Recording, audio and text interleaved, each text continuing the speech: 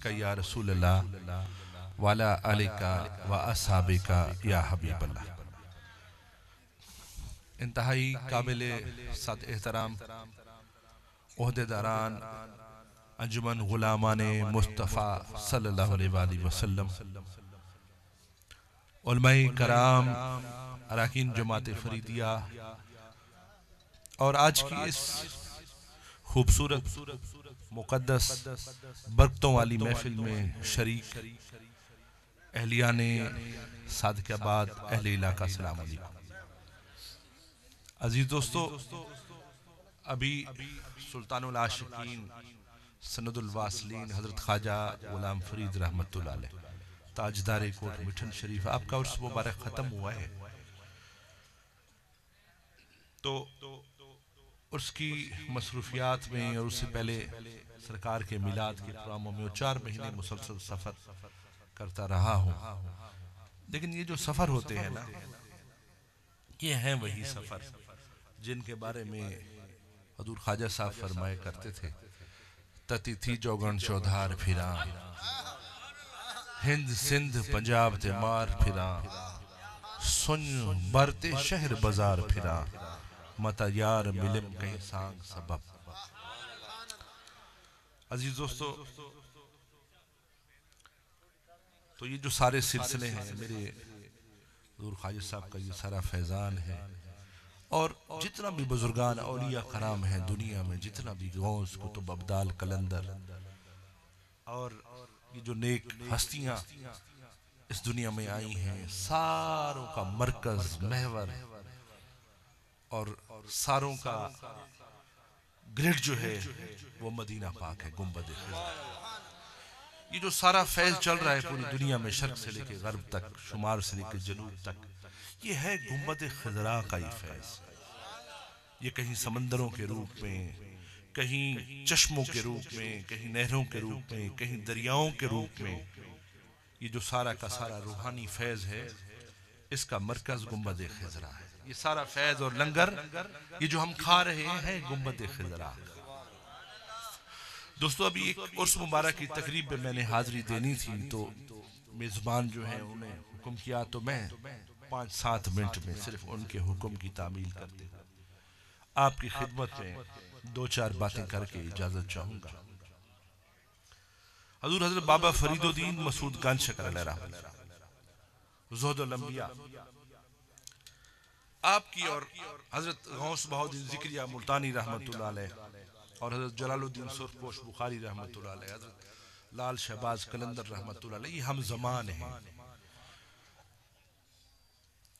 ان حضرات میں سے جن سے بہت قرب تھا حضور گنج شکر کو، تو دونوں حضرات نے آپس میں یہ طے کیا کہ ہم دونوں میں سے جو اس دنیا سے چلا جائے گا، جب وہ قبر میں جائے گا تو جو احوال ہوگا وہ دوسرے بزرگ کو سنائے گا۔ اب دونوں ہستیاں تھیں، حضور بابا فرید اور جو بابا فرید سے کہ ہم زمان قرب والے بزرگ، انہی بزرگوں میں سے ایک، تو آپ خود اندازہ ان کے مقام کا بھی لگا سکتے ہیں۔ تو دوستو، حضور گنج شکر کا وصال ہو گیا، حضور بابا فرید کا وصال ہو گیا۔ اب وعدہ تھا، اب وہ بزرگ گئے بعد از وصال، ان کی خدمت میں پیش ہوئے اور کہا کہ بابا فرید وعدے تھے کہ جب اس دنیا سے جائیں گے تو جو کچھ ہوگا احوال بتائیں گے۔ تو جب انہوں نے دیکھا وہ بھی صاحب نظر بزرگ تھے، تو حضرت بابا فرید بہت اعلیٰ مقام پہ فائز تھے اس دنیا میں۔ تو انہوں نے کہا کہ بابا فرید نے کہا جو مقام تم دیکھ رہے ہو تمہیں پتہ یہ مجھے ملا کیسے ہے؟ انہوں نے کہا کہ آپ بتائیں۔ انہوں نے کہا یہ نہ سمجھنا کہ یہ میری عبادات کی وجہ سے، یہ میرے ریاضات کی وجہ سے، یہ میری تسبیحوں کی وجہ سے، یہ میرے نوافل اور میرے حج کی وجہ سے ملا ہے۔ یہ جو بابا فرید کو مقام ملا ہے، فرید نے اس دنیا میں کسی کا دل نہیں دکھایا۔ یہ مقام جو مولا نے عطا کیا ہے، یہ اس کے عوض عطا کیا ہے. باقی نیکیاں حضور گنج شکر نے جو کی ہوں گی اس کا تو ظاہر ہے ولاء وراء الورا ہوں گی، لیکن گنج شکر نے کہا جو مجھے یہ مقام ملا ہے زہد الانبیاء کا، یہ جو مجھے مقام ملا ہے ولایت کا، یہ اس لیے ملا ہے کہ میں نے کسی کا دنیا میں دل نہیں دکھایا. دوستو یہ جو جس طرح بیماریاں ہوتی ہیں، ابھی آپ دیکھ رہے ہیں کرونا کی، اور مختلف احتیاط کرنی چاہیے. نبی پاک صلی اللہ علیہ وسلم کا فرمان ہے، اور آپ کی حدیث پاک اور سیدنا عمر فاروق رضی اللہ تعالیٰ آپ کے حوالے سے بھی مختلف واقعات، تو احتیاط کرنا لازم ہے. باقی جو بیماری پروردگار نے دینی ہے اس نے اٹھانی ہے، یہ تو ہمارا ایمان کا تقاضا ہے. اس میں تو کوئی شک و شبہ والی بات ہے ہی نہیں کہ بیماری دینے والا بھی وہ، لینے والا بھی وہ، واپس اٹھانے والا. باقی جو احتیاطیں جو طبیب اعظم، دنیا کے طبیب اعظم، اس دنیا کے جو طبیب اعظم ہیں وہ خاتم النبیین ہیں، سرور کائنات صلی اللہ علیہ وآلہ وسلم ہے. آپ نے طب نبوی کی باقاعدہ آپ کی بہت سی روایات طب نبوی کے حوالے سے بہت بڑی کتب چھپی. تو آقا نے جو فرمان کر دیا، یہ تو آج ہمیں کہہ رہے ہیں نا کہ ہاتھ دھوئیں. یہ تو آج اس صدی میں، آج اس ترقی یافتہ دنیا میں ہمیں ہاتھ دھونے کی تلقین کر رہے ہیں. میں گیا ایک دفعہ سویڈن، ایک سرکاری دورہ تھا، تو وہاں پہ گیا تو بات میں مجھے سارے علماء کرام موجود ہیں، فوارے بھی نظر آئے، واش بیسن بھی نظر آئے، تمام قسم کی ٹوٹیاں نظر آئیں. ایک نہیں تھی تو وہ جو استنجے والی ٹوٹی تھی وہ نہیں تھی. اب میں نے سوچا، میں نے باقاعدہ پھر اسپیشل ایک لوٹا منگوایا، اور ظاہر ہے طہارت کے بغیر تو ایک کلمہ پڑھنے والے کو تو اطمینان نصیب نہیں ہوتا. تو میں سوچنے لگا کہ نہ یہاں پانی کی کمی، نہ ان کو ٹوٹیوں کی کمی، نہ ان کو ٹوٹیاں لگانے والے کی کوئی کمی، ساری ٹوٹیاں لگائی ہیں، ایک استنجے والی نہیں لگائی. دوستو دراصل جو طہارت جو نبی پاک صلی اللہ علیہ وسلم آقا کریم نے جو ہمیں سکھایا ہے وہی اصل ہے. آج پھر آ کے پہنچ رہے ہیں کہ جی بار بار ہاتھ دھوئیں. آپ گن لیں 5 وقت کی نماز ہے، 5 وقت کی اگر نماز میں 5 دفعہ وضو، اور اسی طرح نبی پاک صلی اللہ علیہ وسلم کا فرمان ہے آقا کریم کا کہ کھانے سے بھی پہلے ہاتھ دھوئیں اور کھانے کے بعد بھی ہاتھ دھوئیں. 3 ٹائم بندہ کھانا کھاتا ہے، تو 3 ٹائم کے کھانوں میں 6 دفعہ ہاتھ دھونا ہو گیا، اور 5 نمازوں میں 11 مرتبہ ہاتھ. تو ہمیں ہمارے نبی پاک صلی اللہ علیہ وسلم فرمان ہے، آپ کا فرمان ہے یہ 11 مرتبہ ہاتھ دھونے کا. یہ تو ڈاکٹر آج کہہ رہے ہیں، یہ تو آج ان کو کرونا آیا تو ان کو ہاتھ کی دھونے کی جو ہے وہ ضرورت بھی پیش آئی. یہ تو سنجے والا لوٹا بھی نہیں رکھتے تھے، آج طہارت کی تاکید کر رہے ہیں. تو جو کچھ ہے اس دنیا میں اللہ تعالیٰ نے پیدا کیا ہے، یہ اپنے پیارے نبی آقا انعامدار نور مجسم سرور کائنات سرکار مدینہ صلی اللہ علیہ وآلہ وسلم کے صدقے طفیل پیدا کیا ہے، اور سب کچھ ہمیں عطا بھی انہی کے صدقے. دوستو بات میں ختم کرنے کی طرف جا رہا ہوں. جس طرح ابھی مجھے بڑا خوشی ہوئی ماشاءاللہ، یہ جو مسجد میں حاضری دیتا ہوں،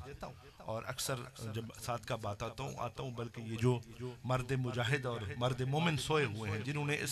اس مسجد کے لیے بنیاد رکھی اور رقبہ عطا کیا، میں جب بھی آتا ہوں پہلے ان کی قبر پہ حاضری دیتا ہوں، اور مجھے ایسے لگتا ہے کہ جنت میں سو رہے ہیں. یقین جانیں یہ کام تو کر گئے. اس مسجد میں، اس ادارے میں جتنا اللہ اور اللہ کے رسول کا ذکر ہوگا، جتنا میلاد ہوں گے، جتنا جمعے پڑھائے جائیں گے، جتنا مقدس راتیں آئیں گی، جتنا ذکر اذکار ہوگا، وہ مرد مجاہد اس کا حصہ لازمی جانا ہے. تو اللہ تعالیٰ اپنے محبوب پاک کا صدقہ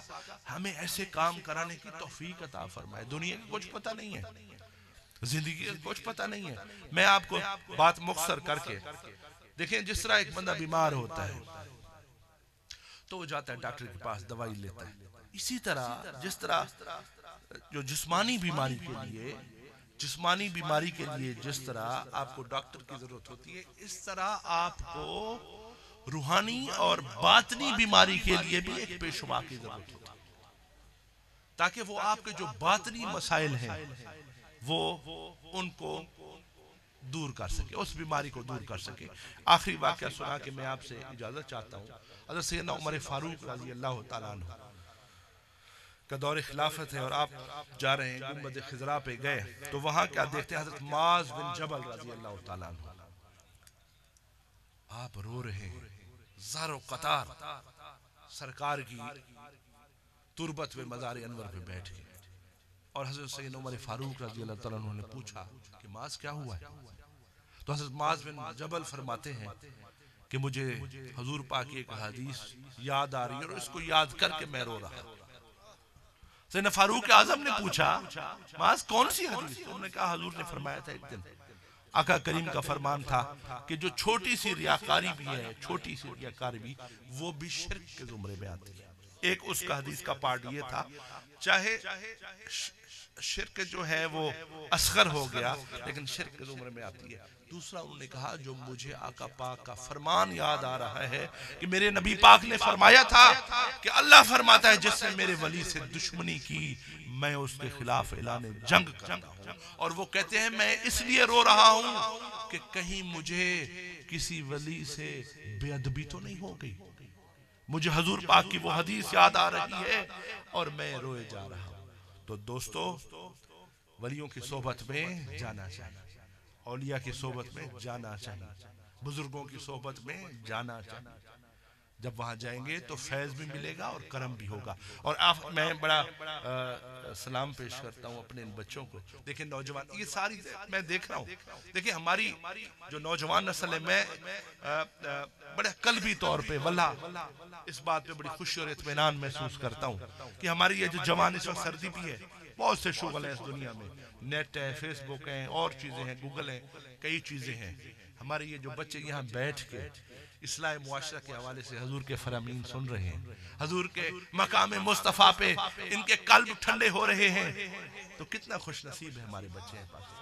ہمارے کتنا خوش نصیب لوگ ہیں ہمارے نوجوانوں کے چہروں پہ جو خوشی میں دیکھتا ہوں دیکھ رہا ہوں سرور کائنات آقا نبی پاک صلی اللہ علیہ وسلم کا ذکر پاک سن کے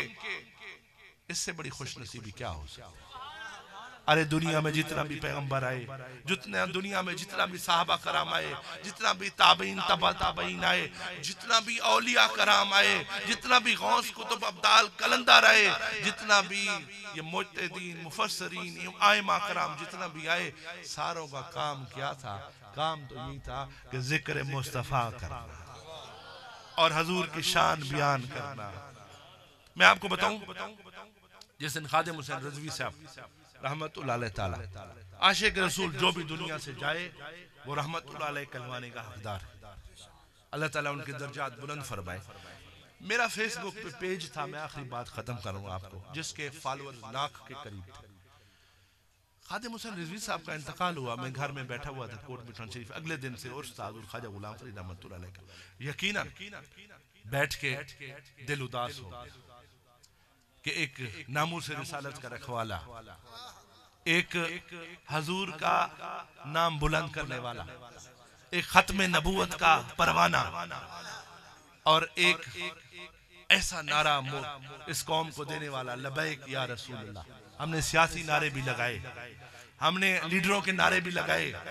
ارے کتنا خوبصورت شکلیں لگتی ہیں جب نعرہ حضور کا لگاتے ہیں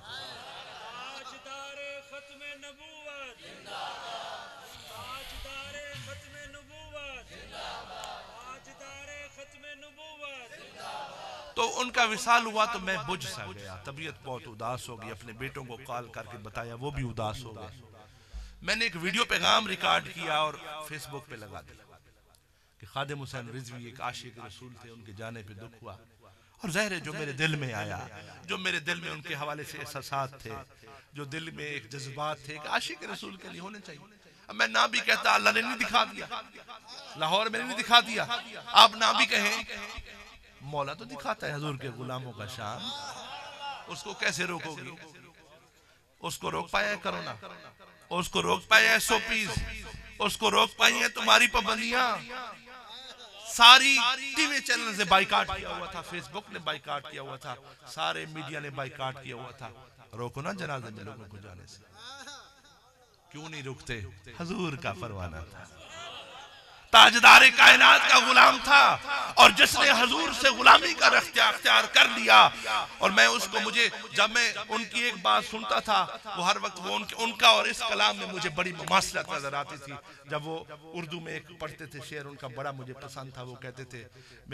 میرا تعلق تمہیں سے ہے، میرا تعلق تمہیں سے ہے. تو مجھے یہی یاد آتا تھا، میرا عشق بھی تو، میرا یار بھی تو، میرا دین بھی تو، ایمان بھی تو، میرا کعبہ قبلہ مسجد منبر مصحف قرآن بھی تو، میرے فرض فریضے حج زکاتاں صوم صلاۃ اذان بھی تو، میرا ذکر بھی تو، میرا فکر بھی تو، میرا ذوق بھی تو، وجدان بھی تو، میری آس امید تے کھٹیا وٹیا تکیا مان تے تران بھی تو. جے یار فرید قبول کرے سرکار بھی تو، سلطان بھی تو، نہ تا کہتر کمتر آکر ادنا لاشے لاجے. ایسے عاشق اللہ نے پیدا کرنے اپنے محبوب کے. عاشق کا کام عشق کرنا ہے، اس کا شان دکھانا مولا کا کام ہے. حضور گنج شکر نے عشق کیا. اللہ محمد چار یار حاجی کسی کو کہہ گئے بابا فرید کہ آپ نے یہ نعرے لگا لیں؟ کہا بھائی. حضور خواجہ معین الدین چشتی اجمیری کسی کو کہہ گئے کہ بعد از وصال تم میرے یہ نعرے لگانا؟ حضرت شاہ جینا غوث پاک جن کی پرسوں گیاری شریف ہوئی ہے کسی کو کہہ گئے کہ تم میرے نعرے لگانا؟ کیوں نعرے لگاتے ہو؟ اس لیے لگاتے ہو کہ محبوب کے غلام تھے، محبوب کی شانیں بتاتے تھے، اپنے آپ کو محبوب کے عشق میں گم کر دیا، اپنی ذات کا پتہ ہی نہیں، پتہ صرف محبوب خدا کا ہے. پھر مولا نے کہا تم نے میرے محبوب کی غلامی کی، تم جاؤ سو صحیح دنیا میں لاہور میں دکھا دوں گا. ہمیں اللہ تعالیٰ اپنے محبوب پاک کے صدقے حضور کا سچا غلام بنائے. یہی سبق ہے. حضور خواجہ غلام فرید کا سبق بھی یہی ہے. جو آپ خواجہ فرید سے اتنا محبت کرتے ہیں، اتنا پیار کرتے ہیں اور نعرے لگاتے ہیں، میرے پاک فرید کا یہی سبق ہے. تو نہ دھکڑے دھوڑے کھاندڑیاں تیرے نام تے مفت وکاندڑیاں، تیرے باندیاں دی میں باندڑیاں ہم درد کتیاں نال. تنہا فرید کو نہیں روح الامی کو بھی قدموں کی تیرے خاک ہے منہ پر لگی ہوئی. ارے یہی نظریہ اپنا لو، حضور سے عشق کرو، حضور سے محبت کرو، گنبد خضرا کو پکارو، گنبد خضرا سے غلامی کا رستہ جوڑ لو. یہ دنیا بھی تمہاری ہے، آخرت بھی تمہاری ہے. وما علینا الا البلاغ المبین.